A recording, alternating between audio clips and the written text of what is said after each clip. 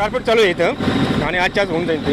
हां किती मशिनरी काय काय आणली? मशिनरी प्युअर मशीन आहे, लोलर आहे, बाउजर आहे, डांबराचं गाड्या आहेत, डंपर आहे, डांबराच्या गाड्या आहेत. कधी सकाळपासून आलात? हो सकाळपासून आले. अच्छा. हां कोणी सुपरविजनला नगरपालिकेचं कोणी शिवसाहेब येऊन गेले, फादर साहेबांचं लक्ष आहे, शिवसाहेब येऊन गेले इथं आत्ता. नगर मनमाड रस्त्यावरती असणारी ही सगळ्यात जुनी शाळा आहे. या ठिकाणी मराठी आणि इंग्रजी माध्यमाच्या 2 शाळा आहे.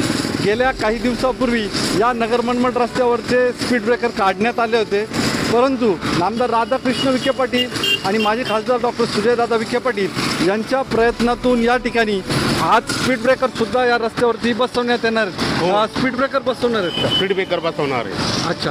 आज कामाचं स्वरूप काय राहील? कामाचं स्वरूप आज कार्पेट चालू आहे इथं आतमध्ये शाळेमध्ये. काय काय मशिनरी आणली आणि किती कर्मचारी आहेत? कर्मचारी 20 ते 25 कर्मचारी आहे, प्युअर आहे, डंपर आहे, लोलर आहे, इत्यादी सामान आहे. अच्छा आज होणार. हो आजच्या आज होणार सगळं. नेमकं हे लेअर किंवा याबद्दल या कामाबद्दल कसं केलं जातं थोडक्यात सांगा. कार्पेट 20 mm चा थर असतो तो. अच्छा. म्हणजे एकदम मजबूत काम मजबूत काम होतं, पूर्ण मजबूत काम केलं जातं. विद्यार्थी आणि पालकांची मागणी होती या ठिकाणी स्पीड ब्रेकर बसवलं पाहिजे.